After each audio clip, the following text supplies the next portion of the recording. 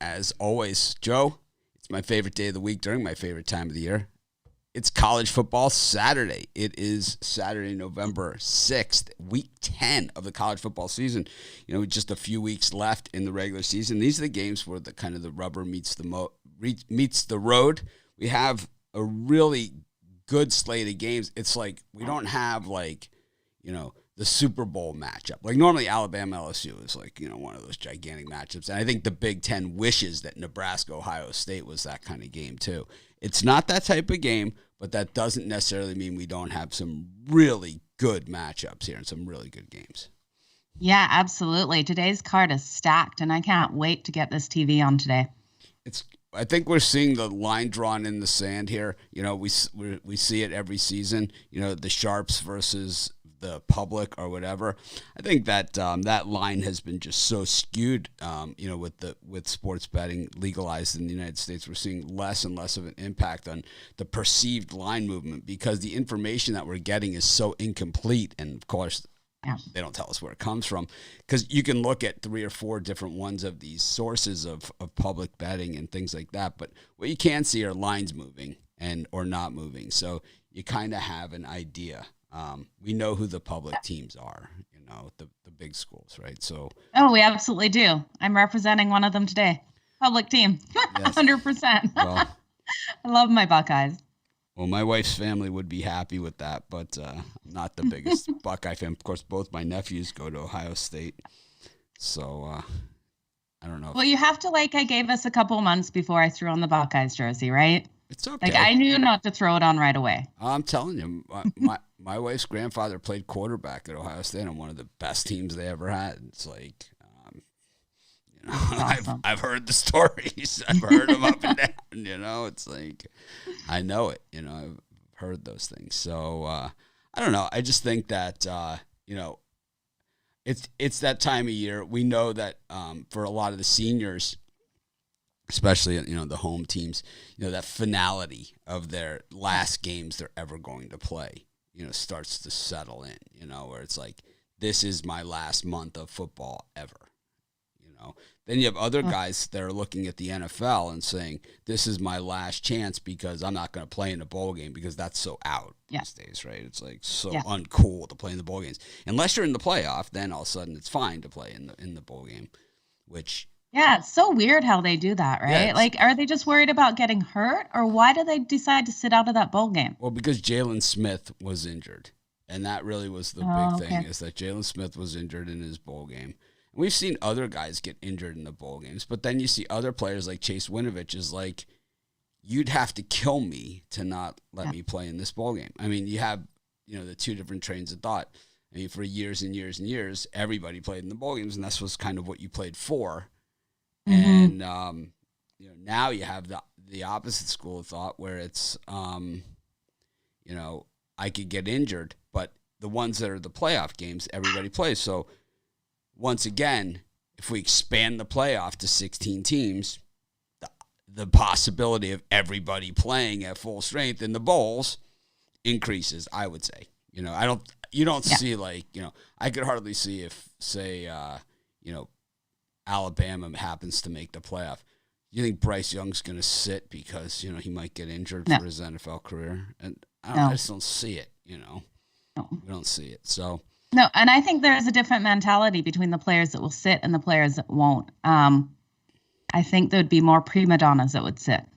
Well, there's plenty. In my opinion. There's plenty of prima donnas, I think, at the NFL level. I think you see less of them at the college level. A lot of them become the prima donna when they hit that. Well, exactly. The ones that will be prima donnas in the NFL. I bet you if you look back on the ones who sat during their bowl games, I bet you there's a correlation there. Let's see, who sat last year? Michael Carter sat. He doesn't seem to be such a prima donna on the Jets. Okay. But I'll tell you, sits are guys like the Bosa brothers are the guys who sit, the Ohio State players. Yeah. The ones who sit if they don't make the playoff. hey, so what about that team Gators that and you don't Buckeyes? It's going to be those and Notre Dame players. Those are the ones that sit. They sit for sure. What about that team that you don't like to name that got that nice win yesterday? They certainly did. They got a lot of great bounces early. They took advantage of those. And, Virginia Tech, their quarterback got knocked out in the first series of plays, and they never were able to recover from that. They had some nice plays here and there, but every time they got momentum, they shot themselves in the foot with and it wasn't like, subjective calls that they were getting, that it was happening with. It was the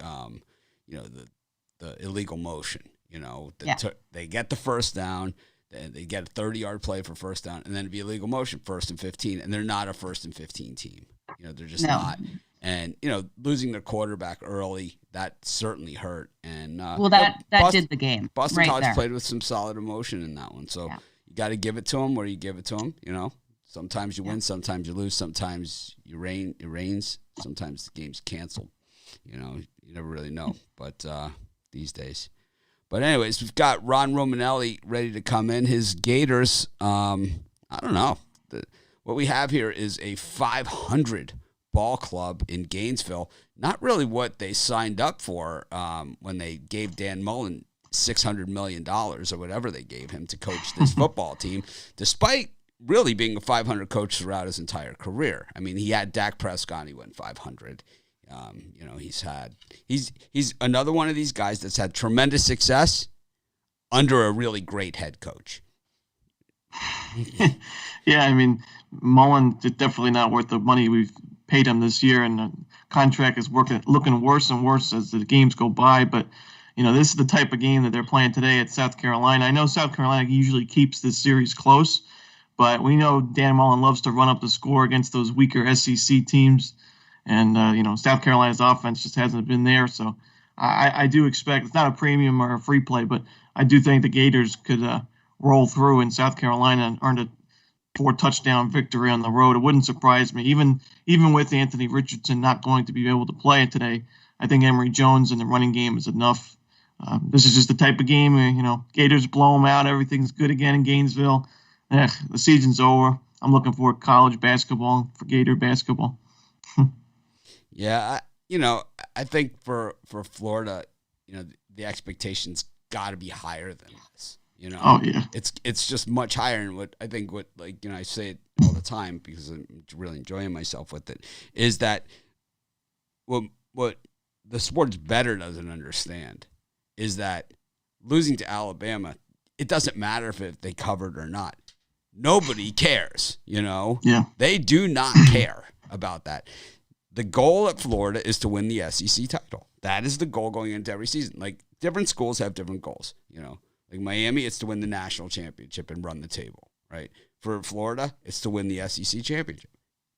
And then everything else will take care of itself. That's the way they generally have said it. But not even a whiff. I mean, they're not even in the discussion. They're looking at the Pilot Pen Bowl or something like that. But they do have those bowl tie-ins in the SEC, so they're going to get something that they don't deserve to be in, and likely face an opponent they're going to be overmatched. Yeah, I mean, I still do think this is a good Gators team. I think they just kind of shot themselves in the foot a few times against Kentucky, against LSU. Obviously, that Bama game was close, and even in Georgia, I mean, 3-0 looking like it's going to go into halftime, and then all of a sudden it's 24-0 before you could even blink. So I think there's a lot of talent, but I do think some issues are coaching. I think, just you can't make simple. I mean, at Kentucky, how many false start penalties? And that's just all coaching. I mean, offensive line has struggled this year, but, I mean, you have to look at the top guys, and that's the coaching staff. So disappointing season. We're looking to put it behind us, but, I think it should be a blowout win today for Florida. I think, I think the blowout win in Florida just aren't two things that go together under Dan Mullen. And I think you're really reaching there. I think you're underestimating him, because I don't think Florida can beat those Cocks. But anyways, I think South Carolina's got a chance to beat them outright, to be honest with you. Maybe. I mean, the way the season's going, definitely not a play I love. But yeah, Dan Mullen is that bad of a coach. I mean, it's time to really face reality. It's like we've all seen these situations before. He is that bad. It's like he is that horrible. Losing to Kentucky at Florida, I don't care what you could say about Kentucky. They were 6-0. Trust me on this, okay? I grew up in Florida. Zillion friends that went to the University of Florida. Time I was like 2 years old, I had to watch the Charlie Pell show and all that other crap on TV. Losing to Kentucky is not part of the program at Florida. It is not part of the agenda. It is not excusable. It is not something that they're going to gloss over. It's like the bettors might forgive it, but that's not something that's forgiven at Florida. Losing to Kentucky. I mean, LSU is LSU, and it's like, you can even somewhere make there. It's a bad LSU, so it's still a bad loss. But losing to Kentucky is just not worse. Right. It's worse. Kentucky could be 11-0, and LSU could be 5-6, and the loss to Kentucky is still worse. Yeah, I mean, there's just right now. I think that the big thing is there's a losing culture at Gator football right now. Even if you say Gator sports, it's just a losing culture. I'm not sure. It started right when I enrolled. I don't know what happened, but something needs to change across the board. I mean, even look at the basketball team. There's been disappointments there as well. So hopefully that things can change pretty soon. But definitely not a good year and not a good team for Florida this season. I thought Florida played really well last year after, they had to totally regroup in basketball. I'll give them that. We'll give them that. But anyways, let's get to your game for today. I could talk college football all day. I do. I know we can. That is what I do, right? It's kind of what I do. Well, Joe thinks I should have a college football show all year. Yeah, I do, because you can look at recruiting, everything. There's so many angles you could take this. Yeah. You could do a show every day. We could just criticize, pick a head coach, and just pick them apart. There'd be plenty you could talk about. I think it'd be a great show, Mitch. Yeah. All right. All year long. I'm in. Well, for me today, I'm going to look at a different Florida team. The same team we took last week, UCF. We laid the points against Temple, and then a nice blowout win there. So I'm going to take them again. You look at this matchup with Tulane. Tulane's 1-7 on the season. They've already clinched the losing season. So no bowl eligibility and not really much to play for Tulane other than maybe some moral victories and starting roles in next year's team. But, UCF, they've had to deal with a lot of injuries this season, a lot of disappointments. Dylan Gabriel going down early and a few losses, more losses than UCF's seen all in the past few years. They're 5-3 now, though. They still have a chance to make a good bowl game. And their defense has actually been really stellar these past few games, which is something we're not used to seeing from UCF. Usually we see more scoring, giving up some points as well. But the last 3 of the last 4 games, they've given up, I think, under 200 yards or around 360 to East Carolina, but a nice 16-point defensive showing. Their defense has been solid. And Tulane, the offense has really struggled as of late. It was started strong this season, but it hasn't scored more than 30 points since its second game against Morgan State. Its offense has gone through some injuries with Michael Pratt at quarterback, but there also seems to be like a lack of motivation with Tulane's offense. So not in love with the way the Green Wave are playing offensively, and the defense is even worse. I mean, one of the worst defenses in college football, 41 points per game allowed, almost 500 total yards of offense per game allowed, just miserable both against the rush and the pass. UCF should have no problem scoring points, moving the ball all game long at home. UCF, if they can get in the 40s here, should be enough to cover this spread. And they're only laying less than 2 touchdowns here at a place they play very well at the Bounce House at home. The home team is 3-1 against the spread in the last 4 meetings between these two teams. So all the numbers and the trends say to take UCF. That's where I'm going. I'm going to take the Knights and lay the points. Joe? Yeah, I'm 100% with you in this one. I really do think UCF comes out with a really strong game here at home. Defensively, they're by far the better team. They're going to light up the board tonight against this Tulane defense. It's giving up just over 40 points per game on average. I can see this being an over game as well with them putting up most of the points here. So give me UCF minus the points and the over in this one. I like UCF as well. I just think that, Tulane – just not quite the team that we've seen in recent years from them. And I think, they had the nice game at Oklahoma, but it was clearly just a blip on the radar. It's just not what we really see from this team. It might be, even something more to say about Oklahoma. And I think we saw that from the committee, just the other day that, they say, well, Oklahoma had a few close shaves and we're not comfortable with, because we all kind of wish they would go away. Thankfully, they're not playing this week. But, I'm with you. I like the Knights. I think UCF is one of those teams that it's more than just a stepping stone program now. It's they're a real program. They have a lot of good players. They've had some tough injuries in recent years, but Yeah, I think people underestimate how much pride is in this program. I mean, living in Florida for my whole life virtually. There's UCF fans they're nuts. They love their team. They love their football team. It's I think one of the most populated colleges in the United States. So a lot of fans, and they're diehard UCF football fans. So I think the Bounce House will be rocking even against Tulane. They haven't been playing football there for all that long. I think the Dante Culpepper team was the original one that kind of got them on the map as far as football goes. At least got them notoriety because Culpepper was just such a big prospect, and they landed him at quarterback.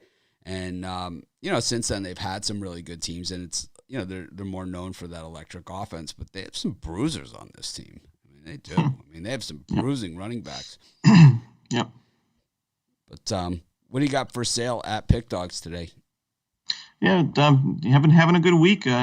7 straight winning days overall. Been just keeping my head down, keep grinding, getting those 2-1 winning days. I'll take them. I'm looking to do it again. Another college football Saturday. I have my top 5 plays in college football. Looking for our 3rd straight winning college football Saturday. The game started 3:30, so you have some time. So check it out at PickDawgz Premium. And again, college basketball coming right around the corner. So maybe grab a week plan so you can get my college basketball plays for the week as well. Looking to do some damage here at PickDawgz Premium. It is a light early schedule today, that's for sure. Yep. Yeah. So, all right. Well, thanks, Ron. We will see you tomorrow for NFL Sunday. All righty, guys. Good luck, everybody. Best of luck today. It's Ron Romanelli. Always love talking Florida football with them. I'm from Florida. I'm from Miami, so it's like I grew up with it, with Miami, Florida, Florida State. And I know now there's Central Florida and South Florida, and FIU is generally a better team, at least most of the years. And you have FAU now is more prominent, but when I grew up there, it was just the big 3. And either you love the other team, either you were a fan of one of the teams, or you absolutely hated them. So it's like there was no in between. It was pretty much all we had. We didn't have hockey or basketball or any of those other sports at the time. I like it.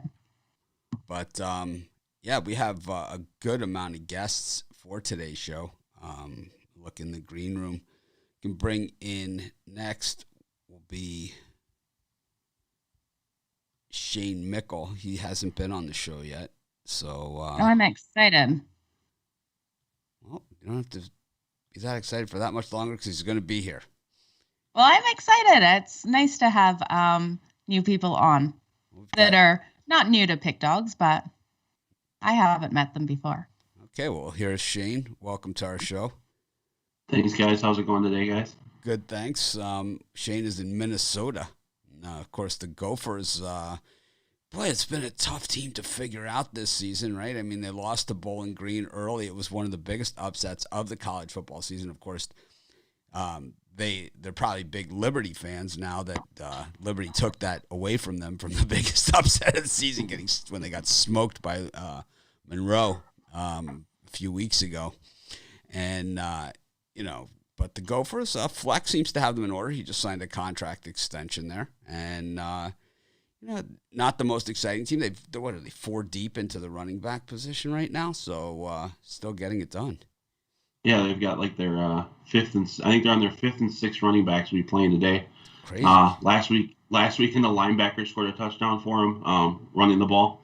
So yeah, this is a team. But I mean, Fleck knows he runs the ball, so he recruits tons of running backs. So even though we're 5th and 6th, these are still 3-star guys that he's putting out on the field. Yeah, I think it just goes to show you, I always believe that, at the Division I level, just about everybody on the roster can play. I mean, how many guys how many people did we go to, high school with and, that never played, Division I college football, but were good players on the high school football team? Plenty, plenty. So, we know that everyone on a Big Ten roster, except, sometimes there's some guys that are just the friend of the friend of the guy they really wanted. Right? I mean, that happens. Yep. Remember, for sure. USC wanted Drew Holiday or something. So they got a rapper, like they recruited like a rapper to play basketball or something. Yeah, that was good strategy. That's how you end up on probation right there. But anyways, I was gonna say, how did that work out for them? Probation. Oh, we lost Shane. Oh, let's see. Somehow we got James Clark back in here. Let's see. No, that's just in the green room. Oh, that's so weird. Anyway, Shane, what do you got for us today? Yeah, I'm actually going to go against the team that the Gophers beat last weekend, and the reason I'm going against them is what I saw last weekend against the Gophers. I'm going to go against Northwestern here. I'm going to take the Iowa Hawkeyes. Northwestern is ranked like 5th worst in college football in terms of yards given up per game on the ground. Iowa, they haven't been running the ball as much as they'd like this year. But when the Iowa Hawkeyes are best, they run the ball, and I think that's exactly what they're going to do in this game. They're going to take up clock. They're going to burn up clock. They're going to keep running the ball, and Northwestern's going to have no answers for them. Northwestern also has issues moving the ball, and I just don't see any way that Northwestern keeps this game close. I think Iowa can actually win this game by 3 or 4 touchdowns, much like the Gophers did last weekend. I'm going to take Iowa laying the 12 here. Joe, what do you think? It's a lot of points, but I do think Iowa comes out and gets it done. I think it's a little bit tight. I like the under more in this game. I think both offenses are just struggling to score. So I think the under 40.5 is the safest bet. It's 6-1 to that under in their last 7 matchups. Yeah, I think what we've seen from Iowa in recent weeks has not been good. We saw them come out just gangbusters, and the defense was carrying the way.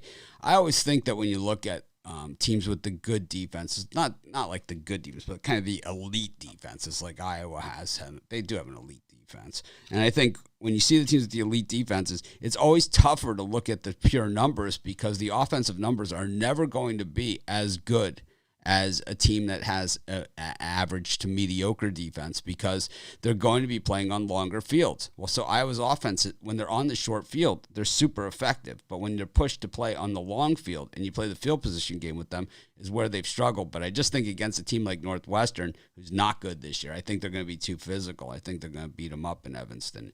And I'll tell you what, they got some great kettle corn there in Northwestern. So that makes a difference. Right anyone there, headed to the game, grab a bag. I don't know what the price is. I'm sure they made it like $95 because they know I'd buy it anyway. But it's one of those things. It's like Malamar cookies. It's like, how in the hell are these things $14? Because they know you're going to buy it anyway, right? So it's when people cheer there, does popcorn go everywhere? It's like a giant bag you get. You get that's what I mean. Like when you jump up, is it flying everywhere? Oh no way! It's gold. If it even makes it that far. I mean, let's be realistic. If the thing makes it to kickoff, we're lucky. Like, they had the Mitch special. They saw you walking up and quick raise the price on you. Yeah. Oh, I'm sure they do. I don't care. It's one of those things. It's like you don't even look at the price. You just buy it. It's like hot chocolate on a -20 day at Soldier Field. It's like whatever it takes. And the hot chocolate's always lukewarm anyways, but it still feels good. Oh no, they only have it available in the souvenir cup, which is an extra $19. I love it. It's like the woman next to you, you don't have to buy the souvenir cup every single time. It's like I got like a stack of them. Oh man. Yeah, I like this one.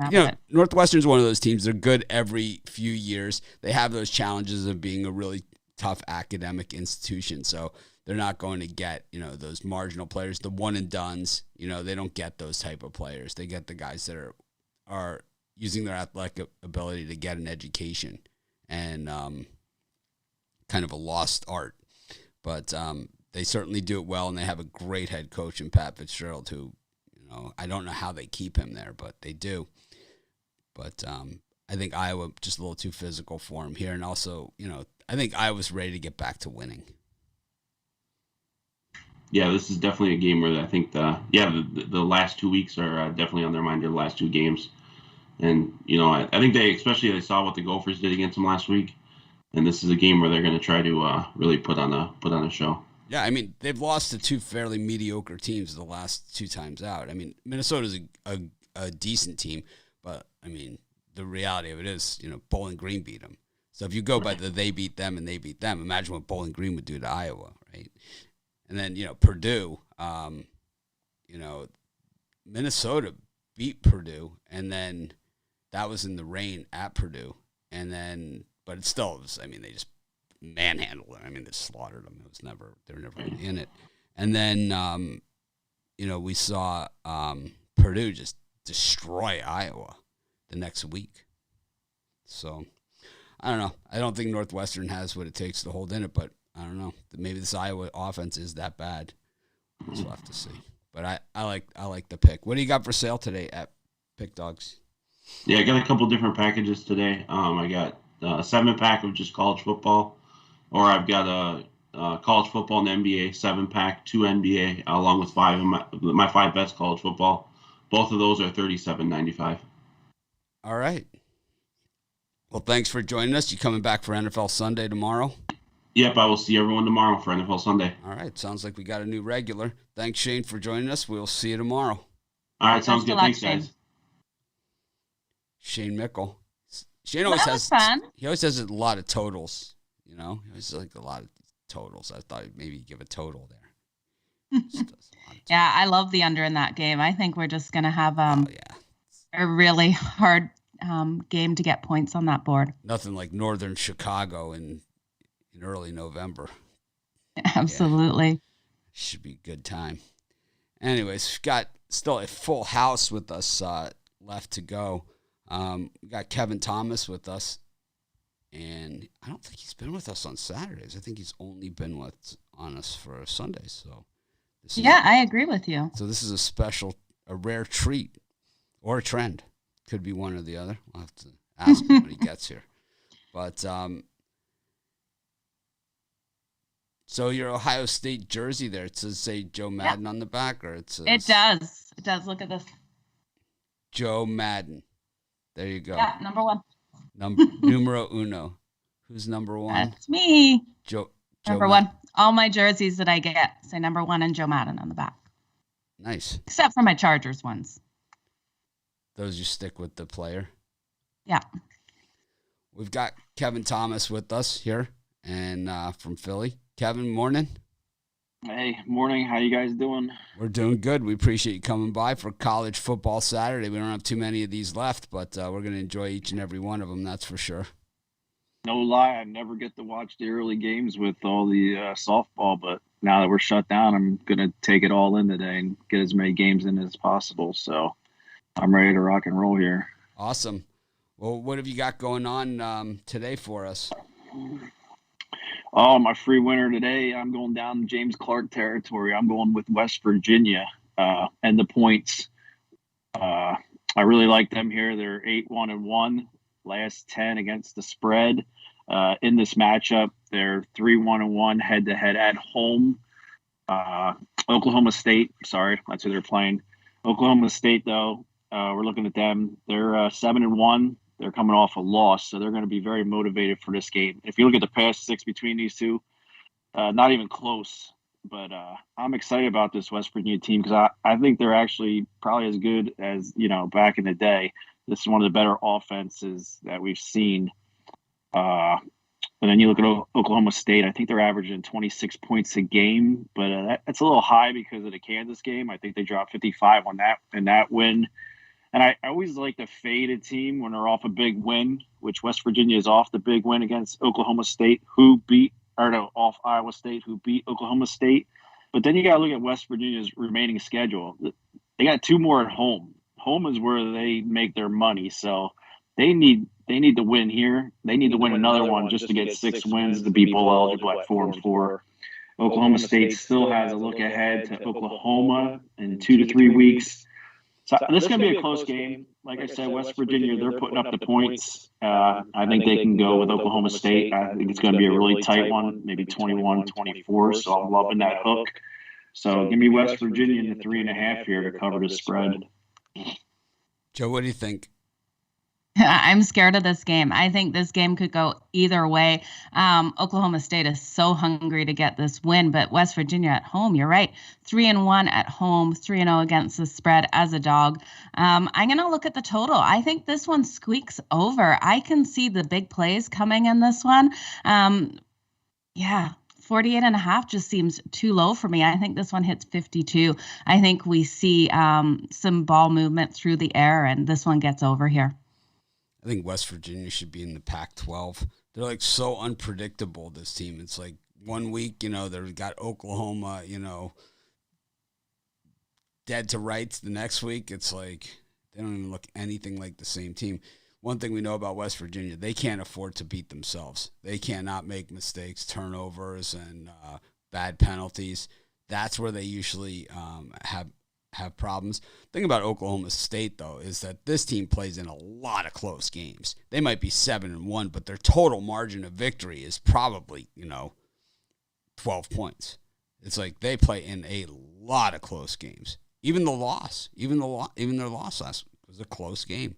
So I expect to see a close one here in Morgantown. Morgantown, we've talked about this before, and James Clark will join us. It is a tough gym, as they say. It is. It's just in this day and age, that they let the fans leave the stadium for halftime and then re-enter the stadium. It's like, what do you think is going to happen? It's like, but they continue to do it, and they've always done it that way. And most places, it's like, they search you up and down, for a bottle of, whatever, trying to bring in the door. This place says, go back out, reload, come back in. It's like whatever it takes. No slipping the Mickey in your boot. You just throw it in the pocket. Just go back out, drink a half a bottle of moonshine, get your ass back in here. I love it. Must be fun games. Well, if you're the home team, I think it is. Not so fun for the visitors. But Kevin, what do you got for sale today at PickDawgz? I got an early 3-pack on in college football, and included in that is my Big Ten game of the month. That's only $40. Or if you want to wait till later and get my trio, which starts at 7 p.m., you get my NBA, NHL, and my college football. The 3 of them for, I think that one's $30. So you can save money there. Or if you just want the game of the month, $30. And right now I'm red hot in all sports, but I'm 56% last 30 days in college football. Kicking ass on the gridiron, NFL and college. So it's a great time to jump on. Absolutely. Well, we appreciate you joining us, and we'll see you tomorrow for NFL Sunday. Should be a good card. And I don't know, maybe you'll stay off my Dolphin games for this week. No, I'm looking forward to it. I'm definitely looking at those Dolphins, though. The big Texans game is tomorrow. Hey, if you pay these college kids for these playoffs and stuff, then they won't. And I mean, for the bowl games, then they won't sit out. You're gonna pay some of these kids. Then it depends. I mean, I think the amount of money that they're looking at on the other side. I think you just got to expand the playoff. I really think that's. Yeah, but you got to tell your teammates that could make money that might never play again that you're going to sit out and take maybe $12,000 out of them. I mean, that's. I guess these guys could do that, but I say do both to my teammates. Do both, whatever it takes. Yeah. Whatever it takes. It's definitely, the bowls are not what they once were, and like the old boy network that like stands by the bowls because they make so much money off of it. They're losing the argument even worse and worse with the guys sitting out. How many players have ever sat out from a playoff game? Zero is the number of players that have sat from the college football playoff game because they didn't want to injure their pro career. Anyways, thanks for joining us. We'll see you tomorrow. Take Best care. of luck, See you Kevin. tomorrow. Good luck. Kevin Thomas joining us. We've got still a slew of guests coming. Joe, anything change your mind so far in games that you're looking at? It's kind of a lot of these games that we're talking about are not really the games that that I've been dialed into. I know that much. Yeah, I'm kind of in the same boat with this. So I'm loving some of these totals, though, in these games I want to talk about. We'll have Jovan on next, and he normally has some interesting things to say as far as where he's going. We don't always agree, that's for sure, but we don't always disagree either. But Jovan, welcome to the show. Got your mic is muted. Can't hear you. Sounds better that way, I think. Morning. When he's picking against my team. Good morning, Jovan. Like... How you doing today? Just another day at the office trying to get these winners in order. I know you're coming off of a big day on Friday night, so see if you can carry it forward to today. Did you have a chance to catch Utah last night? Did you see that game against Stanford? See any of that? Oh no, I was just on the ticker with that one. It went from 7 to 14 to 21-0, 28, and all right. Same guy. It was like It was one of those games, It's like, well, let's see if they can stop this guy. Until they stop him, we're just going to give him the ball every single play, and he just kept scoring and scoring and scoring. Actually transferred in from Cincinnati to Utah. Wow. But anyways, we got a full card going on today. Where are you headed with your free pick today? I'm headed to TCU where Bitler is a 7-point favorite, against TCU. Now, let me just put this out there right now. There'll be no bounce back, for TCU after the departure of Gary Patterson. Basically they did this guy dirty. He was only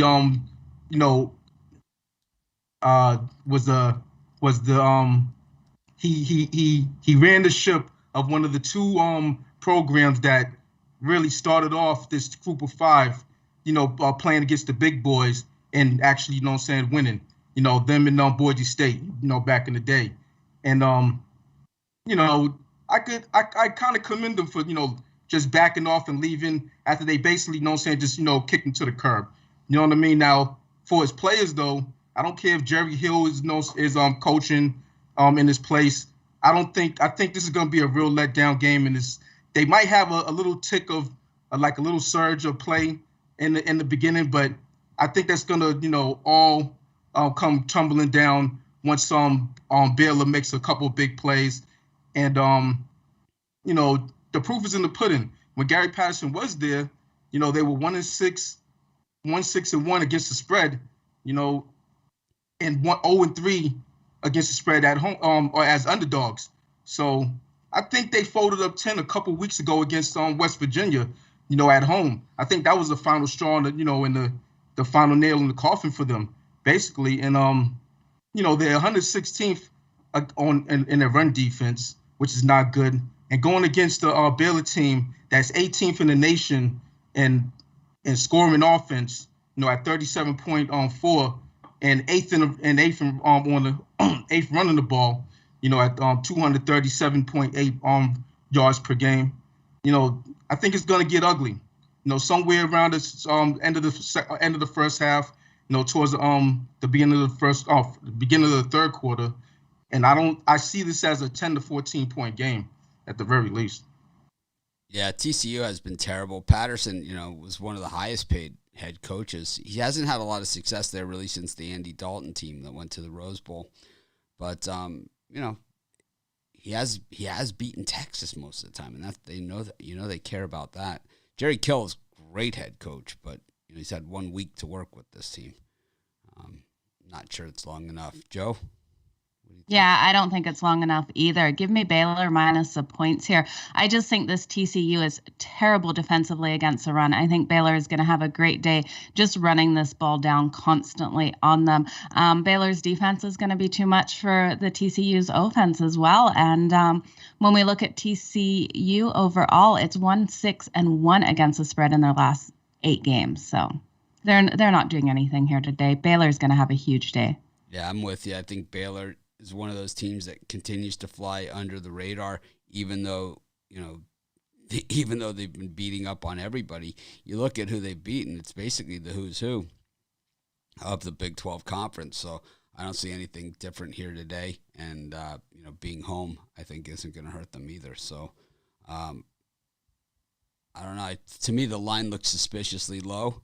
I know there's some sympathy out there for TCU. We see a lot of games like this today on the board, which the lines look off, where it's like, maybe the books are trying to just point you in the wrong direction intentionally by making the line a scary number.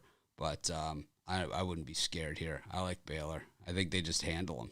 I think it's one of those games. It might not be the most exciting game in the world for a lot of people, but like 20-7 type thing. Yeah, agree. So what do you have for premium picks today? I have my Saturday shootout all day 9-pack. 9 plays that I really liked. Narrowed it down from the real like a 15 plays that I liked. Took off 6, and sometimes when I do that, it's all a matter of not what I particularly like the most, but what I feel are going to be the strongest plays. Because you could like something and it not be the strongest plays, or vice versa. You could not particularly like something and it be a stronger play. So I think I got nine good ones, on college football side. I'm also gonna add on a couple NBA plays for tonight. So check me out. I'm with you. I need to add my NBA as well. Not as big an NBA card on a Saturday that we're used to seeing, so it was a little tougher. Half the games, the lines weren't out. So yeah. But of course, we'll see you tomorrow for NFL Sunday. Appreciate you stopping by as always. You know it. See you tomorrow. See you tomorrow. Once again, Jovan Burts coming off of Best of luck. Perfect night last night. See if he can do it again. Go to West Virginia next. We're going to bring in James Clark in just a second. James, of course, was one of our winners of Become a Capper contest last year. We will be running the Become a Capper contest in December, starting December 1st through December 31st. We're going to have a lot more information in the coming weeks. We're going to be running it through our Twitter and Instagram. Is that how it's going to work, Joe? Yeah, we're going to have an Instagram capper and then a Twitter capper. Yep. Last year we did different competitions. Last year we did it through Facebook, through our Sports Chat Place and PickDawgz groups. This year we're doing it through our Twitter accounts, and it's going to be the PickDawgz Twitter account and the PickDawgz Instagram account. We'll have 2 winners that will each have the opportunity to become cappers at PickDawgz and Sports Chat Place. And the thing is that there'll be all sorts of rules and stipulations, right? So it's not, you can't be an idiot and come work for us, and we're not going to just bring in anybody. We're going to find out about these people before we bring them in. But, for the most part, you end up with someone like James Clark, and his record speaks for itself a year later. James, welcome to the show.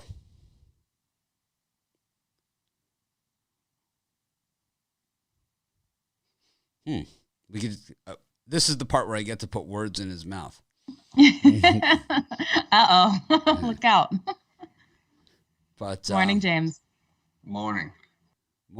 How are things going out there in West Virginia for you?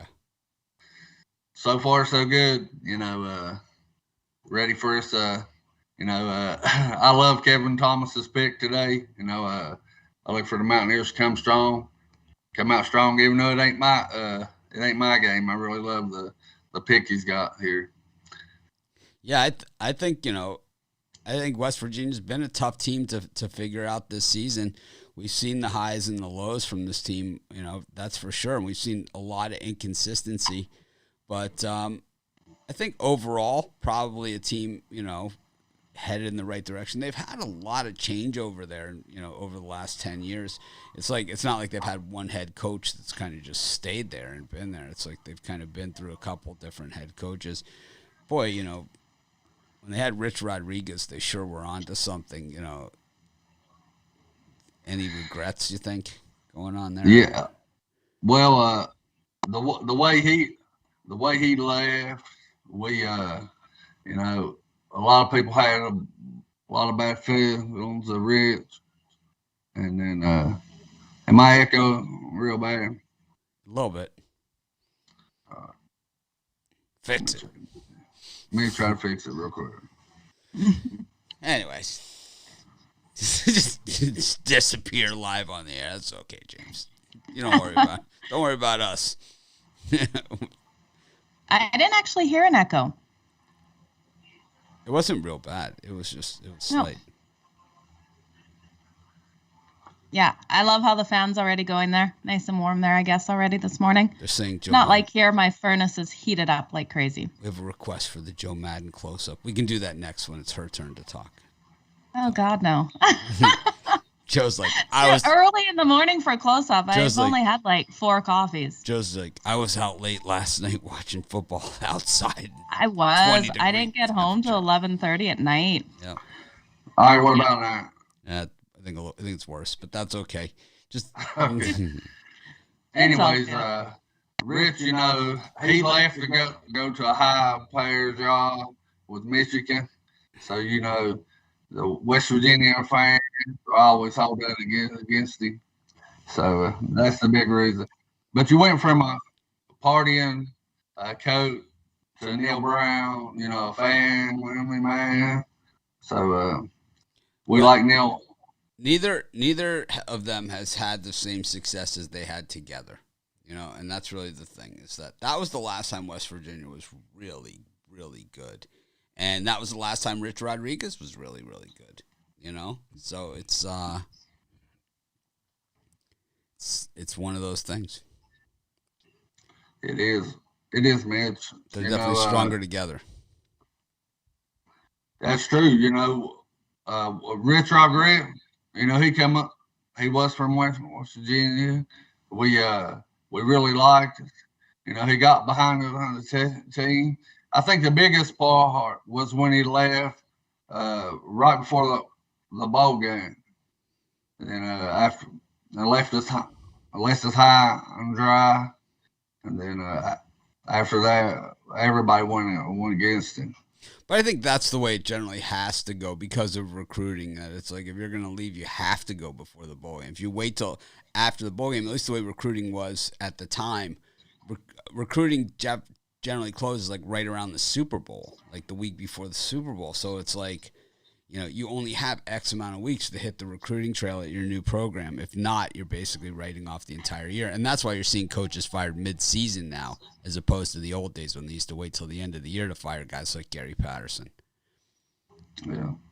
Well, we, usually we do good coming off a bye. As you say, we beat TCU and then Iowa State. So usually coming off a bye, we're doing good. So I look for us to win this game today. Well, what do you got for us today for a free pick? Well, I'm staying with the Big 12. I like Texas today, getting 6.5 points. If you look in most of the Texas's games this year, all besides one against Arkansas, it's a touchdown game. So here we go again against a Big 12 team that they've all been 7 points and under. So I like it again. I like Texas. If not win this game, hang in there and make it a 6.5 point game and keep it under a 7. Joe, what do you think of this one? Iowa State hosting Texas. Texas has been, obviously disappointing this year with Steve Sarkisian, one of my coaches that I like to bash on a consistent basis. Yeah, we all. Well, now Joe is frozen. It's a good time to take out our telestrator tools and draw on the screen. That's what I usually like to do when Joe's frozen. There, she's back now. You're frozen. Okay, so the one thing that scares me about Texas is they're 1-4 against the spread in their last 5 games as an underdog. I do think this is a tighter game, though, but I think the best way to go with this game is the over. We're looking at 2 offenses that can be totally explosive.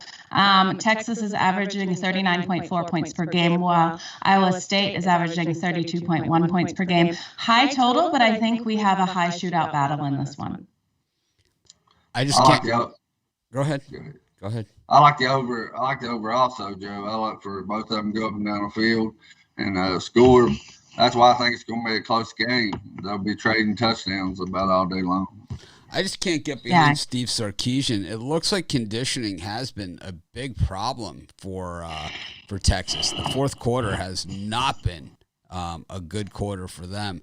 They have surrendered fourth quarter leads all season long, and pretty much, it's been their undoing. If you look at all of their losses, they led in the fourth quarter of all of those games. So I think against a team, I think Matt Campbell, one of the best head coaches in college football. I think that Iowa State has underachieved this season, but let's just say if Miami has a head coach opening, I wouldn't mind it too much if Matt Campbell was in the conversation for that job.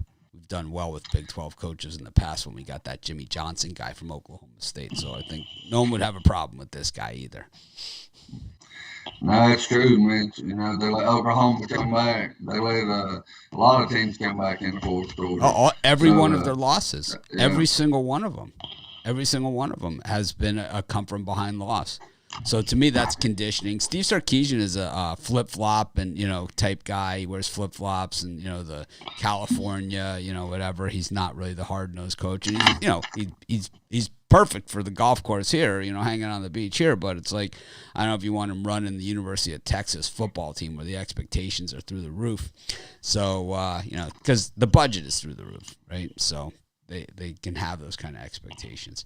But, of course, they won't be your problem anymore in the Big 12 Conference. They are heading out in Cincinnati, BYU, a few others. But I think by the time that all happens in 2025, I honestly believe that we will have a 16-team playoff in place. This is going to be the year where someone's going to get squeezed out, and it's probably not. If it's Cincinnati squeezing out a SEC or Big Ten team, you're gonna hear tears and the screaming of bloody murder that you've never heard before. If somehow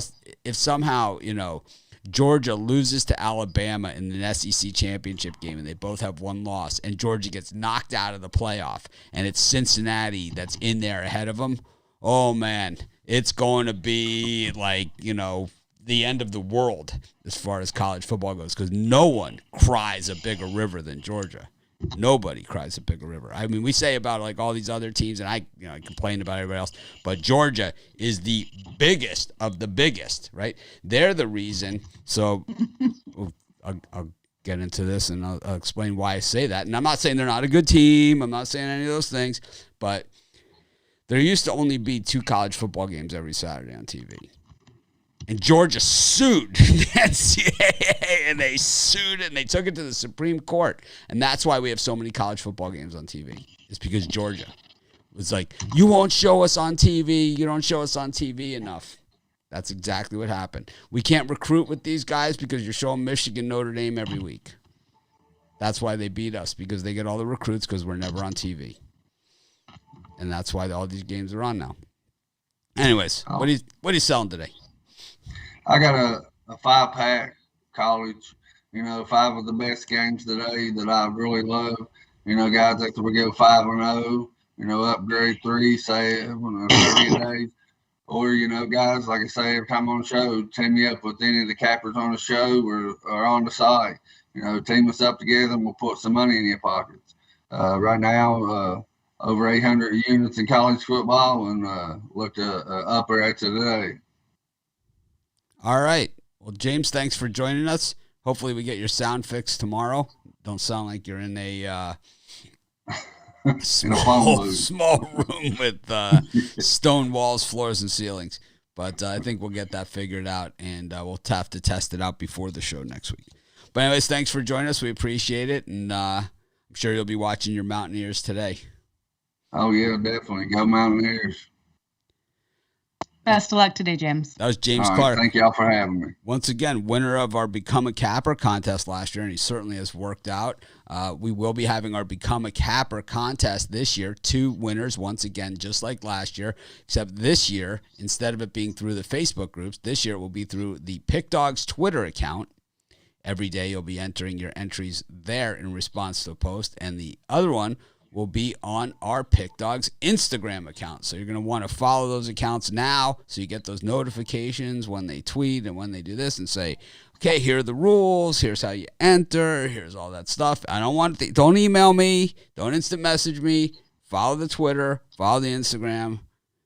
You'll get everything you need in plenty of time to know how to do it. Because I know now what's going to happen is, when does the contest start? How do I get in the contest? I'm going to have a million emails. The answer is going to be the same. Instagram, Twitter. I don't have Instagram. I don't have Twitter. I can't be in. Can I still be in the contest? They can't. The answer is no. Okay. No. You can be. You don't have to be in both. You can be in one or the other, but you can be in both if you have both. But if you don't have either, then the answer is no. You cannot be in it. Well, I don't want to be on Twitter because I don't like their political policy. We're not a political show.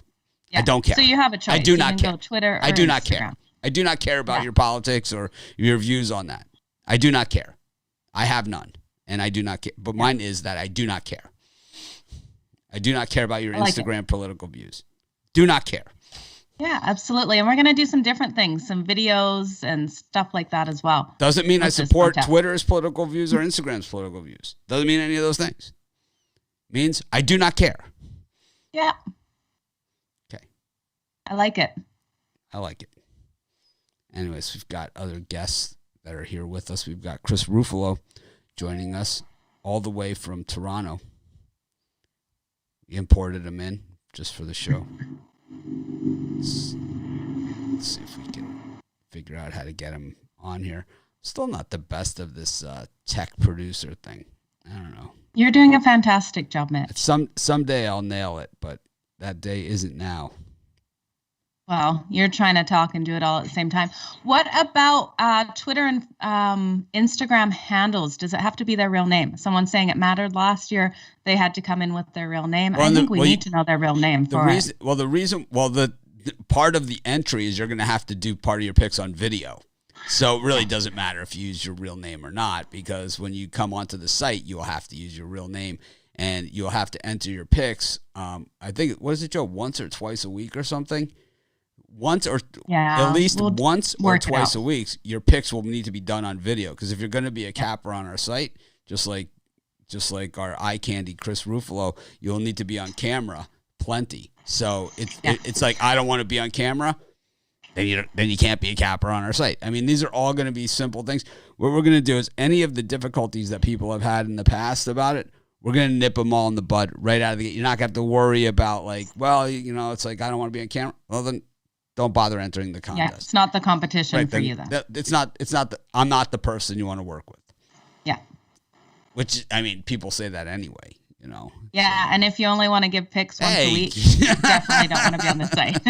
Yeah. I just glossed over that. Yeah. Everyone wants to work with Mitch. Everyone. We know that. That's why this competition exists. We'll see. It's, I don't know. I think it's there's give and take in everything, but you'll have to be able. Yeah, like I think we said once or twice a week the picks will be done video wise. There's all sorts of different rules. We have like a Twitter, Instagram person that's helping us with this, and really good ideas. And it's gonna be a super fun competition this year. Joe's been with us like a little over 2 months. She's starting to learn what it's like to go to these brainstorming things with me, which is. I just start shooting out ideas like one after the other. Oh, yeah, it's fantastic. And it's 67 days today, Mitch. 67, but who's counting? Me. Ruffolo, welcome to the show. How are things going? No, thank you. They're going well. And trust me, if video is not your thing, I've been told I have a face for radio, and I'm still doing these live shows and these videos. So if I can do it, anybody can do it. Yeah, I think you have a very trusting face. You have a perfect face for video. Oh, thank you. Appreciate it. But I will say this. I'm never coming to the green room again because I brought donuts this week. And you brought them. Nobody ate them. Okay, so I told Joe to wear white because I brought the powdered donuts and nobody ate them. So I love it. Thanks for bringing those. Maybe I'll have one after the show. I would like one. They look good. But anyways. These won't last. So I'm going to guess you were doing hockey videos this morning with Rod Zawacky. You guys getting ready. How's the hockey going at the PickDawgz these days? you know, at the PickDawgz, we're starting to heat up. The ice is starting to melt underneath us. We're that hot. I mean, we're starting to really pick it up, and we're loving doing the videos. We're having fun every day doing them, and you know, it's just like everything else. The season's just ramping up. But it's the perfect time of year because we got all these sports bleeding together, and hockey just another one to add to the mix. All right. Well, tell us what do you got today for a free pick? Well, free pick. You know, I'm going to be rolling down that river that you were talking about with the Georgia Bulldogs because I'm looking at this Georgia-Missouri matchup. You know, you never want to lay 40 points with a team that's 4-4 on the year in a Power 5 conference. The problem is the Missouri Tigers have been absolutely atrocious on defense, allowing 36 points per game, 120th in the nation. And, you know, let's not forget that this is a team that was run over by Tennessee to the tune of 62 points allowed as they gave up over 400 rushing yards in that game. The Georgia Bulldogs, you know, they haven't been the Georgia Bulldogs that run all over teams that we've seen in past seasons, but we all know what the scoring defense has done. They've allowed 6.6 points per game this season, second in the country in total yardage against, passing yardage against, rushing yardage against. And, you know, their last 5 games, they've rushed for, let's see here, 244, 273, 201, 168, and 193. So I'm not saying we see a 62-point performance against Missouri here, but as much as anyone doesn't want to lay 40 points, I think Georgia wins this one running away in a rout. I don't see any other option in this one. Joe, what do you think? Man, I hate this spread. This is just so many points, but we have seen Missouri. They lost by, I think, just under this, maybe 37, 38 points to Tennessee. So we have seen them be blown out of the water. I just don't know. We look at Georgia, 5-2 against the spread as a favorite this year. They're only averaging 38 points per game, though, and that's where it kind of scares me in this one. I don't know. This just seems like way too many points because we've got a lower total too, 59.5. I don't know. I'm gonna not take a side in this one. I don't want to put a pick out. It's just such a tough one because we all know Georgia could be up 35-0 in the first quarter, you know, in this game. And at the same time, this could also be that 17-14 brawl that Georgia gets into every single season. They get into one of those games, and it's always against a team that you would never expect it. And, you know, it was Jacksonville State a couple of years ago. It was South Carolina the year after that. It's like they get into these games at home, and it's always between the hedges that it happens to them. And they get into these games, and you're just not really sure what the hell's going on. And I think, oh, man, does this one set up to be something like that? I'm a little worried about the Georgia Bulldogs here. Missouri hasn't covered a spread all season long. I'm not rushing to the window. I'm not betting this thing. I'm going to. Me either. I can't do it. I'm going to pull straight Ruffolo on this one. I figured you wouldn't. That's probably why I picked this game, and I just wanted to be associated with it again. So. But what do you got for sale today at PickDawgz? Well, I got a little something for everybody. Right now, I got my non-conference total of the year, my favorite total I've seen all season long, backed by a system that's hitting at over 80% this year. 80% overall, dating back to 2005. So definitely a play you want to be on if you like totals. Or I got some 3-packs out there, one for the 12 o'clock slot, one for the 3:30, and one for the 7 o'clock. Or I got some NBA on the board as well. So definitely lots of options at PickDawgz. And check out those long-term passes because they're going to be some of your best value, especially now. And with college basketball right around the corner, it's definitely a time to hop on board. All right. Well, thanks for joining us, Chris. Of course, we'll see you tomorrow right here for NFL Sunday. Absolutely. And Joe, I'll save you a powdered donut. Sounds good. Have a wonderful day. Best of luck. I would like one, but the last time Ruffolo mailed me pastry, it took about a month and a half to get it. Oh, stop it. And there was a big bite out of it. I can't defend that. But anyways, I see Al McMordie in the green room. I see that he's there, but I cannot see him. How about you, Joe? Can you see him in there? No, I actually can't either. So we need him to turn his camera on or something, or leave and come back or something. I see the birthday boy in the green room as well. I see the birthday boy, Rod Zawacky. See if Al can make it. We could bring in Rod in the meantime, I guess. See if we can get Al's camera working. Sometimes it's a setting. I think Skype had an update is what happened. Yeah, I think so as well. Mine updated yesterday. Yep, mine did as well. Let's bring Rod in the meantime. Yeah, you guys. I'll wish Rod a happy birthday. We'll wish Rod a happy birthday. So that's what we do. Rod, welcome to the show. Looks like you got a haircut for your birthday as well. I did. I ran into the weed whacker and I lost. Nice. Looking good, Rod. Yeah. When they were starting when I came out of the grocery store and somebody handed me change and they were like, here's some change. You're going to lose down in your luck. I was like, yeah, okay, I think it's time to get a shave. Oh, that's too funny. But, yeah, we've got a good card of college football today. I see Al popping in the green room now, so it's like he's working. But we got a good card of games today for your birthday. What are you looking at here? What bandwagon are you ready to jump on? You on the Utah bandwagon after last night or what? That was something. Right? They rolled. Holy, did they ever roll last night? For me, we're gonna jump on a high-scoring game. I think we're gonna see a whole lot of points in this Wake Forest and UNC game. Points will plenty. You look at both offenses, and then both offenses have just been racking up the yards over. Both offenses almost close to 500 yards a game. Racking up the points over 30 points a game. Both teams.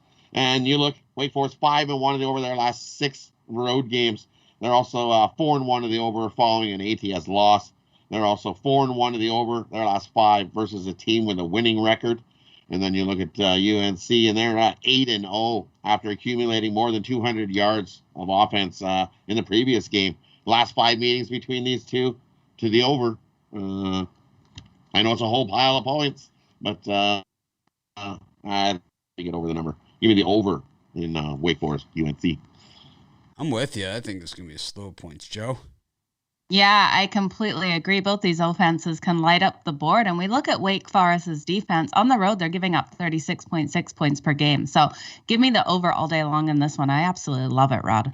Yeah, we saw Syracuse light up this Wake Forest defense pretty good. But Wake, they were able to tighten up at the end of the game when they needed to.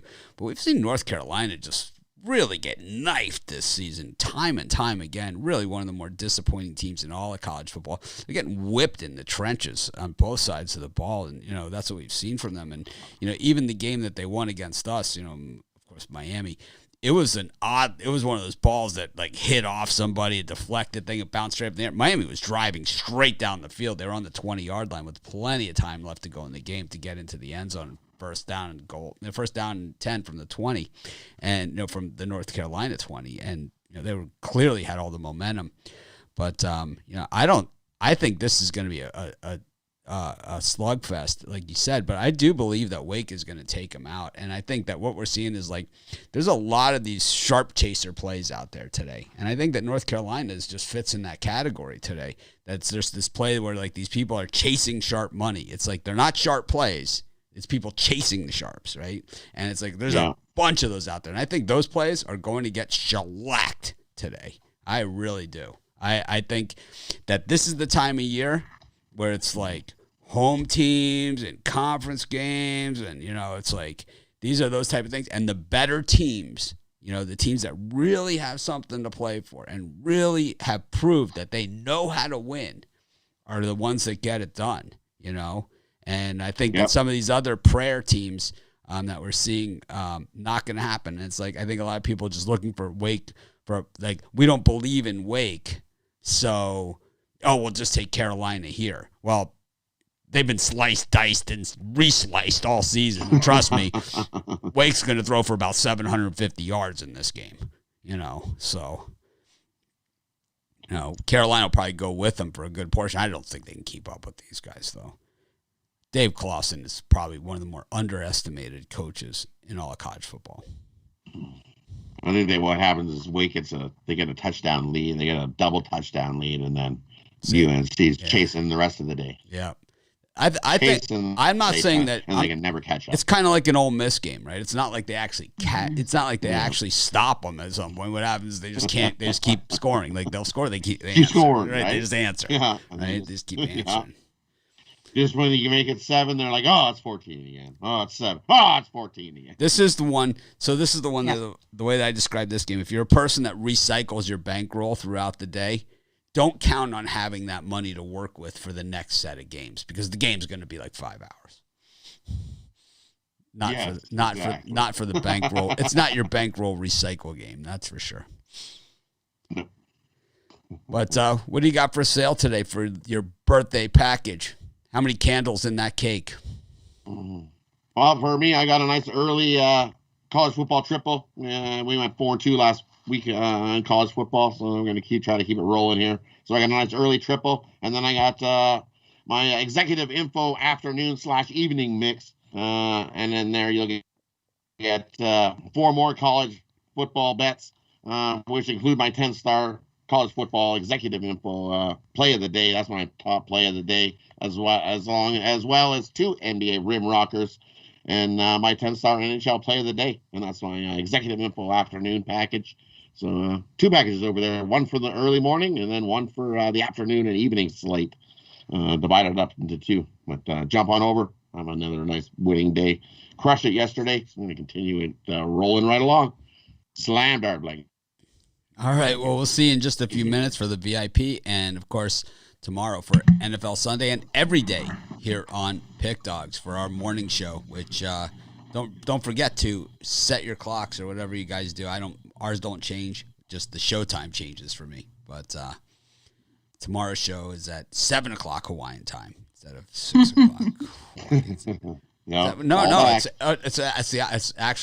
It's at. Tomorrow's show is at 5:00 Hawaii time. No, 4:00? 4:00. I'm confused. All I know is it's 5:00. 10 a.m. Eastern. Tomorrow's at 5:00 Hawaii time instead of 4:00 Hawaii time. That's what it is. All right. It's 5 instead of 4. Ooh, I get to sleep in. All right, Rod. We'll see you tomorrow, whatever time it is. See you in a little bit, Rod. Rod Zawacky, the birthday boy. Happy birthday. He's been pretty hot recently. I think all of us on the morning show have been on fire. So Rod, no different. So be sure to check out what he's got going on. Got Al McMordie finally dialed in here. Let's see if we can get him all set and bring him in. And there we go. Al, welcome to the show. Yeah, it's nice to be here. The reason I couldn't do it before was I had mistakenly chosen Firefox instead of Chrome. And Firefox didn't work. So that was why. Browser selection. Yeah. Get you every time. How are you guys doing on this Saturday? I'm still a little bit under the weather, so I apologize for my voice. You sound like something's happening over there, but we know apparently all you gotta do now is take a pill and it's all fine. All of a sudden, same pill, same pill. Ironic. If I had COVID, maybe that's the way it works. But unfortunately, I just got the common cold, and what are you gonna do? Chicken broth, matzo ball soup, and onions on your feet when you sleep at night. Okay, I'm gonna take a hard pass on that one. But I've never done it. I've heard it. Yeah, it's good story. Well, we're at that time in college football. Just a few weeks left in the season. The rubber meeting the road. We've had a lot of the trophy games and a lot more to come. And today, a lot of these. What I call sharp chaser games where, we're seeing sharp money, clearly taking a side in these games, and a lot of people following them because there's more access to this supposed information than there ever has been before. So, what are you looking at today? I know, we got pretty much everything going on. Yeah. I just, this one person keeps calling me, even though I've messaged him to say I can't talk right now. Some people don't get the point. Yeah. Yeah, they think they're more important, right? Yes. We can put them on the air. We can. I do that I get the calls for people trying to sell me picks when I'm on the air, and Joe and I are doing the afternoon show. They'll call like from one of those Vegas places to sell me picks, and I'm like, "You're on the air." Isn't that great when they call you and you try to tell them, but I'm a sports handicapper? Oh, I don't even say that. I don't even say it. I just say you're on the air. I'm on the air, like when they call, and I just put them on speaker. I'm like, "You're on the air," and they'll either hang up or they'll try and figure it out or something. But believe it or not, just keep going. Yeah. Twice I've had someone call me trying to sell me my own picks. Oh wow! So that was a surreal experience. Okay. we didn't even get into the parts of whether to find out whether or not they were actually my real picks, that they were trying to sell me Big Al's picks. So that was fun. Wow. That's got to be tough. Yeah. Wow. Anyway, if you read the YouTube comments, I never get the games right. I never pick winners anyway, so it doesn't matter. Well, one game I want to talk about is maybe it's one of these sharp chaser games. I don't know. You'll have to tell me, Mitch. But I'm going to take a look at the Michigan State-Purdue game. And I've noticed that game has dropped from 3 to 2.5 right now. It was 3 when I went to bed. It's 2.5 now. So someone's moved some money on it. And we're going to take a look. Last week we talked about Michigan State, and they were an undefeated team. They're a home dog catching points to Michigan, and I like playing on those kind of teams. When they're off back-to-back wins. Obviously, if you're undefeated, you're off back-to-back wins. But those power teams do quite well as home dogs. But now you take that team that's undefeated and you put it on the road, and you put it on the road as a favorite. And when you take a look at how undefeated teams do it, game 9 forward, if they're off an upset win, which Michigan State is. Those teams, game 9 forward, undefeated, they're 21-15 straight up, which doesn't sound all that bad, except the fact that they were favored in 28 of those 36 games. And they're 12-24 against the spread, including 0-9 against the spread when priced as a road favorite of 24 or less points, which is obviously where this game falls into. The home underdog in this series is 9-0 ATS. The last 9, I'm taking the points with Purdue. Joe? I don't know. That's really hard stats to go against, but I really do think Michigan State could have a chance to pull this off. Might be too many points here. This might be a 1-point game when we come down to it. I actually see this being a lower scoring game. So that's what I like. I like the under. I think the weaknesses in Michigan State's pass protection will be the difference here. So give me the under in this game. I think the issue that you have here with Purdue is that they're a horrible home team. It's not like they're a good home team and have this great home field advantage. They're a horrible home team. Horrid. They lost to Wisconsin. They got smoked. I mean, just absolutely smoked by one of the worst head coaches in all of college football. Then they also lost to Minnesota, and Purdue was actually, in that game, really appeared to be the better team playing the better football. And Minnesota, they could not get them off the field on third down. They just could not get off the field on third down. And they just flecked them, PJ Fleck, rowing the boat on them. And it's like, I have seen Michigan State get underestimated all season long. And I'm not a Michigan State guy, right? I'm not even close because to me, it's like they're the Big Ten and all that other things. But they played us, and they beat the crap out of us. We played Alabama, and Alabama beat us good, but these guys beat the crap out of us, better than Alabama did. I'll tell you that much. Way better, because Alabama got soft in the second half. Michigan State came on hard in the second half. That same back that we saw last week did the exact same things to us, and those wide receivers, way underrated. I don't think Purdue has a chance in this game. Not a chance. Well, I'm going to go against Joe on the total as well. I like this over the total. It's a little bit of a contrarian total. I think it looks somewhat easy to take the under given what the teams have been doing, but I like it over as well. I'm going contrarian to the line move here in the sharp action. I just think that this is one of those ones where just the Sharps loved Indiana against Michigan State. They always have a team where either they jump on or jump against, seemingly every year. A few years ago it was the Cleveland Browns. Remember that fiasco? And the Sharps, I don't know how they had any money left after that season. But it was, it was one of those, last year was the Jets, right? Oh, my God, the pounding they took on the Jets and, at the first half of the season. And what will happen is, like, they'll win one finally, and it'll be like, oh, see, they got it. But what about the 10 games that they got rolled? And we've seen Michigan State get disrespected. We've seen teams get disrespected like this year after year. I think this is a horrible spot for Purdue. Horrible, because Michigan State, I know they're looking at Ohio State. I know that, but it's like this team hasn't lost focus all season. I don't see it happening here.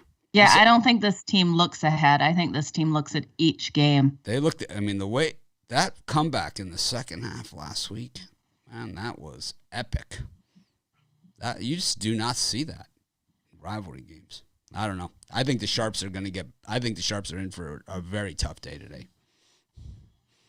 Across the board. But that's just me. I could be in for a very tough day too. It's happened before. As could all of us. It's happened before, man. I'm just glad I don't have a premium. I don't think you got to see my wife's impersonation of me. I do have it with me. Here's my wife's impersonation of me watching the Colts game. The final 3 minutes of the Colts game. This is what she had to. Coach, I just knew we were gonna win. It's gonna be the worst beat I've ever had. Let's see here. She said, here it is. She's impersonating me here.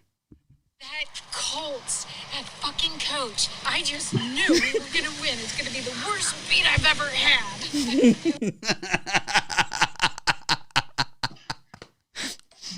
Pretty much how it went. She was like, she did the whole thing. She's like, I told everyone on my show that guy's a dick. I love it. Yeah. So the other game I want to talk about is a similar type of a situation. It involves another undefeated team, but not one that people really have been paying any attention to, and that's Texas San Antonio. And the Roadrunners this year are 8-0 straight up. They're also 7-1 against the spread, so they're making a lot of friends in Las Vegas.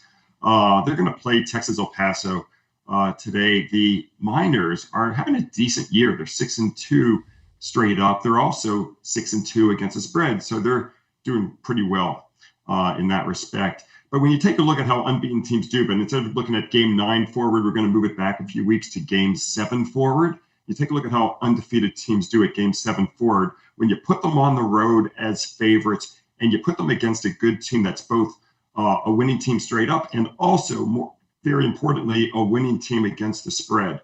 And those teams, the undefeated teams, now are 49-71 against the spread, including 15-29 ATS as double-digit favorites.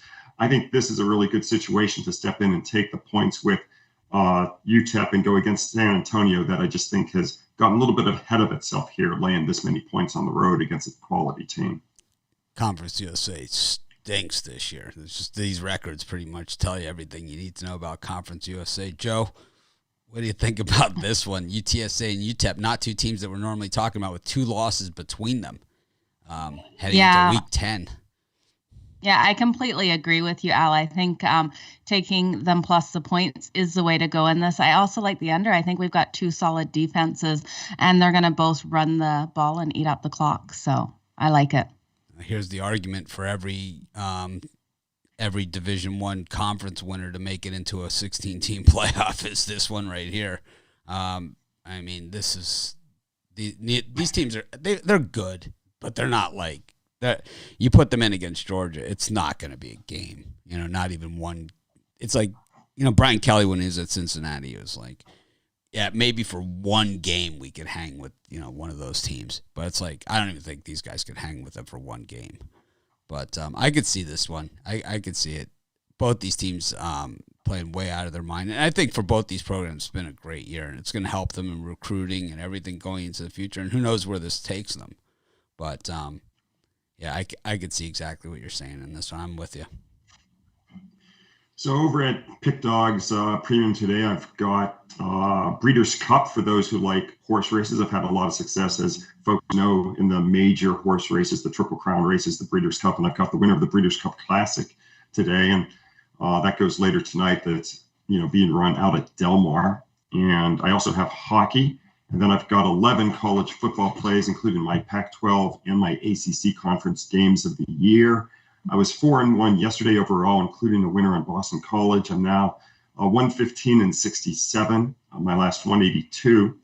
And so I welcome folks to jump on board or to team me up with one of the other champion handicappers here over at PickDawgz. Team me up with Brian. I know Brian's been red hot. I think he's 10-1 his last 11 over the last 3 days. And so jump on board.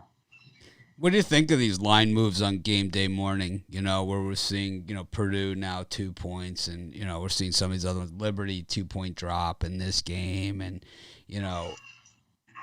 I mean, is it a big better? Is it people laying off action on the other side? What is it? I don't really ask those kinds of questions. I'm more concerned about just getting the best number myself, not wondering, on game day. I mean, my bets have already been placed, back last Sunday night and Monday. I mean, I'm the type of person that strongly believes in getting ahead of the curve and not being behind the curve and putting the bets in early because, I guess the way to look at it is point spreads move because people know what they're doing, right? And they're moving them based on people like me, the sharps, and they're not moving them based on what squares. About when they're moved on someone like Mattress Mac? And we even see him at the horse track, putting down a couple million. We saw him last year at the Breeders' Cup, or was it the Derby? He put $2 million on the favorite, and there was only $6 million total. But that's pari-mutuel wagering, so it's a completely different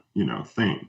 But if you're talking about football and basketball, they're moving it for the most part based on sharps. And if you know what you're doing, you want to get your bets in early before the other people who know what they're doing get in their bets, because otherwise you're going to follow the money instead of be ahead of it, and you're going to get a worse number.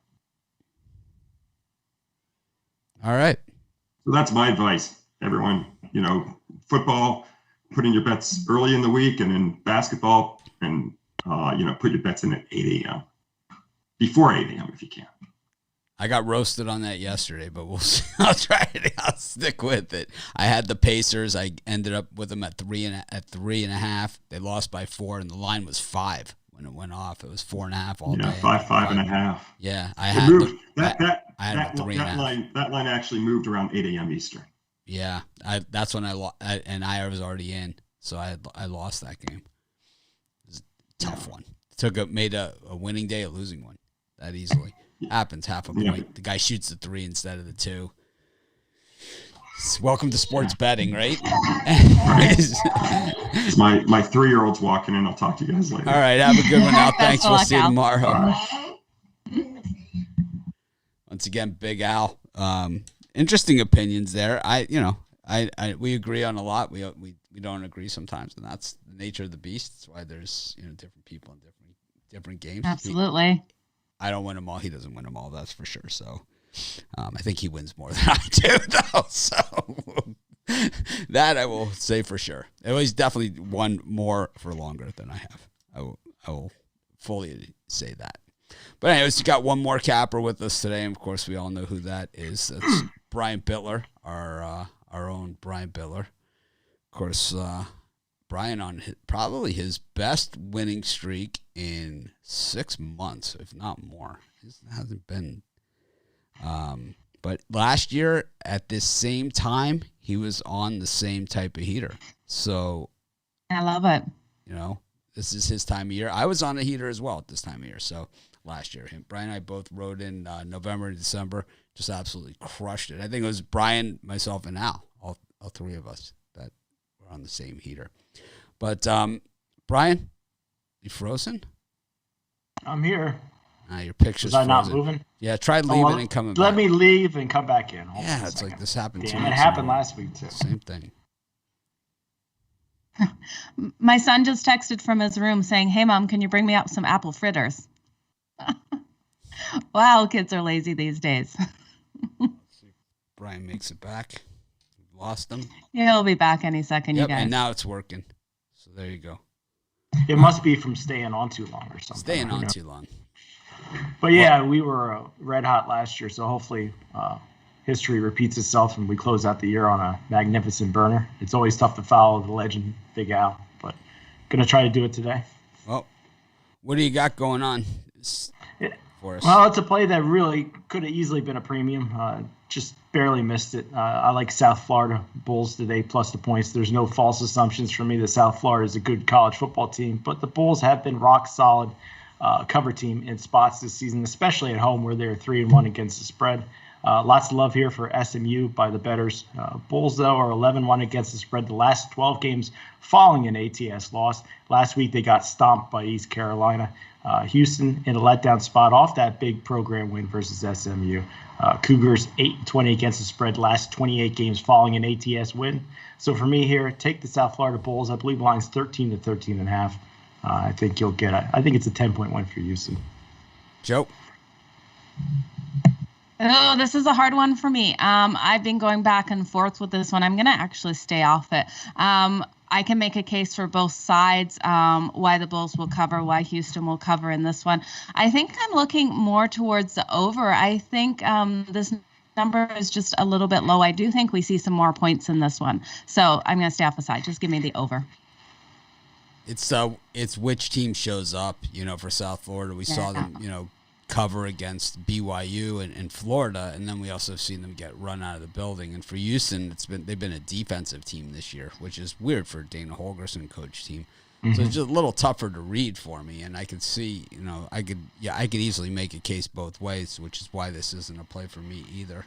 So I'm going to say that this game goes under the total. That's where I'm going to stick with. I think that we know South Florida is kind of that. South Florida is not going to get out to a big lead or go toe-to-toe with Houston. If they cover, it's going to be a backdoor, right? I mean, that's what they do. They did it against BYU. They were getting rolled. They did it in the second half, opened up the offense. And they did the same thing to Florida, exactly the same type of cover. So I don't know if Houston's going to allow that to happen with that defense, but I do think it stays under the total. Sounds good. What do you got today at PickDawgz for sale? Tell you what, I'm trying to get 4 straight days of 3-0 sweeps. You can get my 3 best college football bets. That includes my Big Ten game of the year. All 3 plays for $40 at PickDawgz.com. And they are afternoon games, 3 o'clock or later. So you got plenty of time to get in. Yeah, it's one of those days where most of the action seems to be in that 3:30 and beyond. There's really just a handful of games early. So most of the action's late. So those of you on the fence about buying packages, whatever, you'll have time to see, time to think about it and reload your bankroll and do all those things. In the meantime, plenty of time for it today. But, all right. Well, that wraps up another show. We appreciate everyone. We'll be doing the VIP show right after this one. We already sent out the premium. I sent it out this morning. I kind of like doing it that way. It gives us a little bit more leeway here. But, if you're not a VIP member, it's a great day to do it. Full card, and I think we're going to have some fireworks on the show today. So be sure to join us. This is Mitch, Joe, always a pleasure. Brian, well, thanks for stopping by. Thanks for a great show, Mitch. See you guys. I'm going to try and act more professional for NFL pro football tomorrow. Make it a winning day.